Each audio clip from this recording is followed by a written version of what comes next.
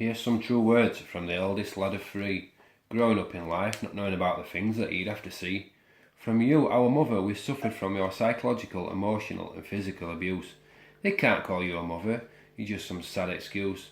Told when you was younger, you went in and home, got older, met my father and had kids of your own. So you never forgave me for telling my dad what you did. Tried getting me back, helping that bitch, brainwashing my kids. See bitch, you went a little bit too far, cheating with his two cousins in the back of my car.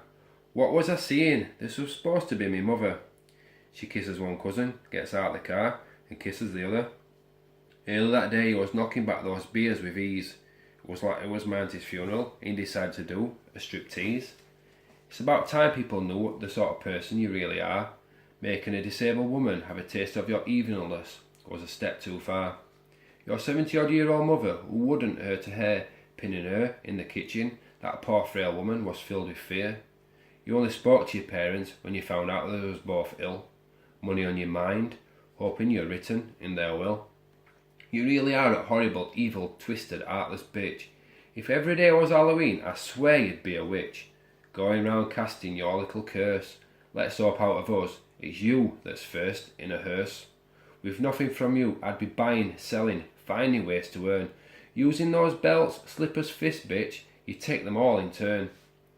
When we were younger, to us, you'd show us your power and hate. Make us watch the other kids playing from inside our front gate. One thing I want to ask, why, when my dad were on nights, you'd make all three of us get out of bed? Make us all stand on the landing with his hands on his head.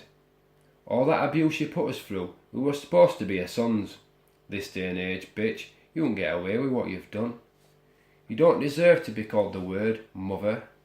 Supposed to take your kid's side and not the one of another angry mother. Family court, you took that lying bitch's side. Even told the cops had tried to run you over. All your life, you've just lied. Seems I've gained some haters in life, because I'm doing good. Wave a middle finger, cause you haters can keep on hating, cause I just don't give a fuck. Putting other men first before your youngest kid isn't not in the parents' rule. No wonder he started to be a tearaway whilst he was still in school. Just one thing that I will mention, all that kid ever wanted from you was just a little bit of love and attention. When I've talked to people about life with you and told them what you did, to us, hell just seemed like heaven when we were just kids. See, you never worked, you just took from the system. Bitch, you never told your kids you ever once loved or missed them. So I remember one day on top of the landing, when bitch, you pushed me in the doorframe, busting me eyeing. Isn't there anything that life's ever taught you? You don't treat the kids the way you did, whether they're your sons or your daughters. See, I do my best to be a good parent, unlike some. Telling me I was a mistake, well why didn't you have an abortion? We had no one to talk to tell how we was feeling. Age of 14, smoking pot was the only way of healing. High for a short moment, it felt just like a dream. Not sat at home hearing you shout or scream. People see you walking around daily, you think the sun shines out your ass. Not giving a second thought about your kids or their mental scars. Waiting to leave home was all I dreamed. Always wanted to live with my nan and granddad before I was a teen. They were the best parents, my nan and granddad. Days they passed away made many people sad. So I learned a lot from them through my young life. They told me to treat people equal and always be nice. They'd say no matter what people do or say, just try to get on with them and be helpful to them in any way. When we stayed at their house, we all knew that we'd be safe.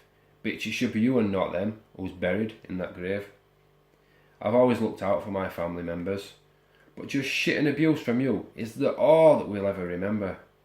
Just remember, we ain't like your partner, we ain't thugs. You just carry on telling people that we're all fucked up on drugs. When you met him, wow, what a catch. It makes me happy now, knowing that you've met your match. I warned you about him, I told you that idiot ain't nice. I checked his pocket once and found he carried a knife. Your youngest son paying his mum a visit made that idiot tick. All because that idiot's an homophobic prick.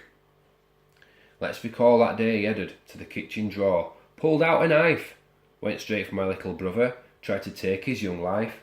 Not knowing what to do, for a second he froze. Only way of escaping was headbutting that prick and breaking his nose. Armed cops pulled up. You've refused to give your son an alibi. Wielding that knife, that prick could have took his young life. I've seen in a recent picture you've got a missing front tooth. Was this the outcome from the last time that prick beat you? Adults and kids around him should be wary. That cunt thinks carrying a knife makes him a bad man. Well, I tell you what, he ain't scary.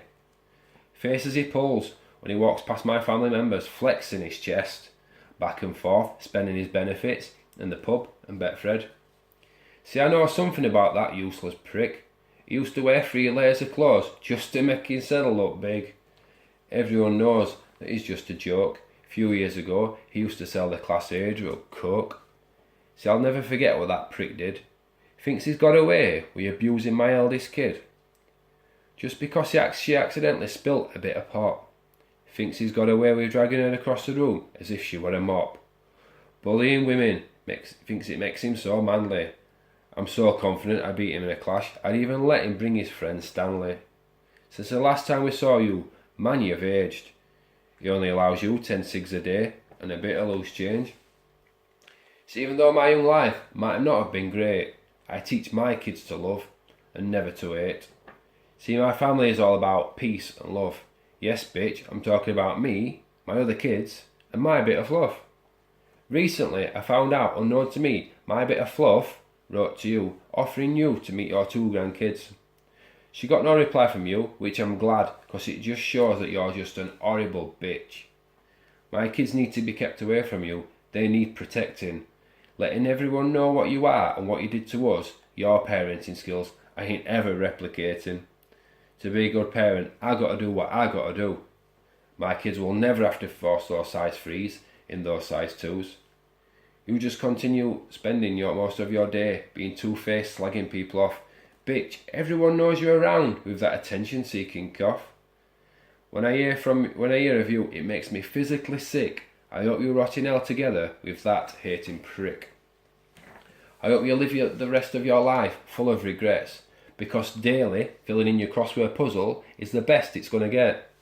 You continue to live your life that's so pathetic and sad, dragging people down, you dirty little cheat, jealous of the life you could have had. Now just remember about your kids and to them what you've done, because you've gone from 3 kids, to 2 kids, to 1 kid, now to none. One thing that you and life lesson has taught me is that I'll never treat my kids the way that you did. Nah, that will not be.